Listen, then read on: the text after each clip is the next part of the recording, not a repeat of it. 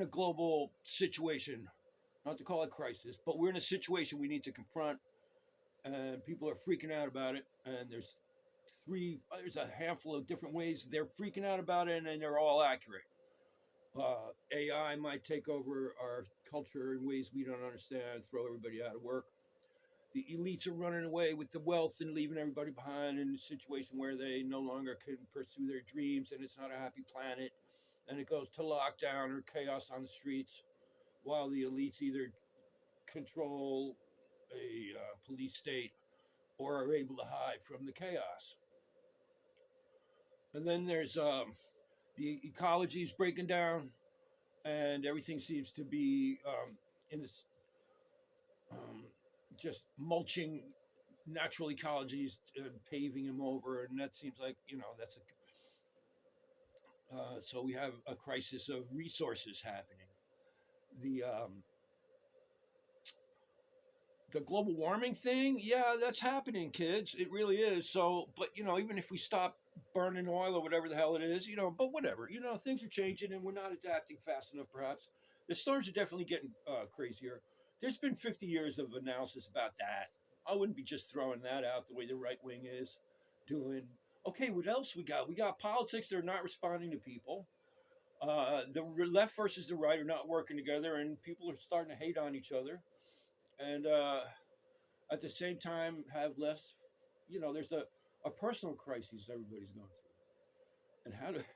I'm saying, and now we have 3 years where Trump's going to be president, I guess, and then the midterms, and the Democrats are not offering anything any happier than what anything's. I'm not complaining about whatever the because I don't think I think the politics are doing an adjustment that I have no idea what they're really doing, but I know that the way it was going wasn't cool, and I stopped trusting the Democrats back in the '90s, and went with the Greens for a while, but they weren't being coherent either. They were fell into the far left approach. But the idea that we need to be responsible to the ecology, now why couldn't we build a real grassroots party around that? Yeah, some of the Republicans in New Mexico thought I had the right approach. They actually wrote a letter to the Green,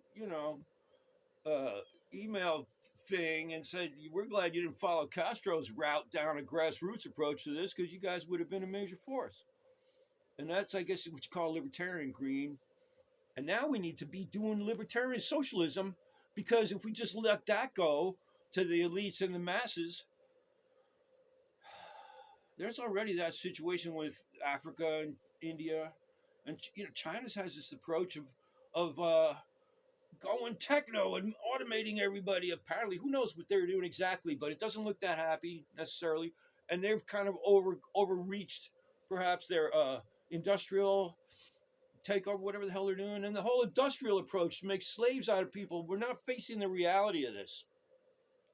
Now, we do have amazing technologies that we've arrived at, but to share them intelligently in a fractal way, where you would have, let's say, a factory that takes care of whatever people really need in that community technologically, and then stops work, or just handles maintenance of that stuff, and it isn't trying to sell you a new one every day, and isn't trying to make as much possible profit as possible, but just more or less tries to take care, provide, not profit. Most of the intelligence, most of the really crazy computer shit, you don't need a million of them, man. Yeah, but I'm getting all mean green on you. I need to try to stay Professor Yikes. It's still kind of the edge of the world, eh? All right. So there's all these different difficulties, and people are at the same time losing their minds. They don't know what they mean. What do they mean? And then you have these spirit schools coming on top of that in a complete disconnect. So people are calling the real world the Matrix, and they're saying the other real world, which is what we're feeling and seeing inside from the Buddhite, well, I'm calling them Buddhite, but the motherships are out there, man.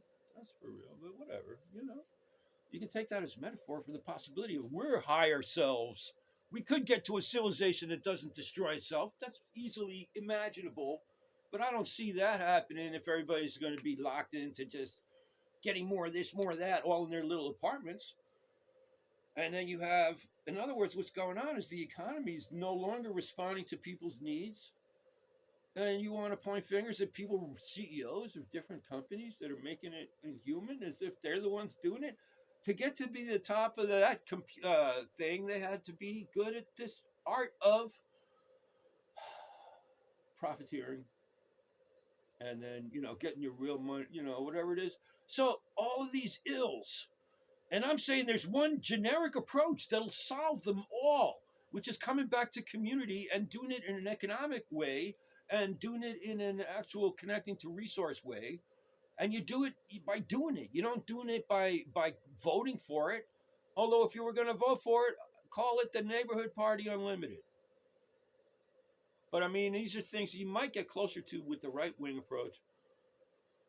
But you need the left wing higher values.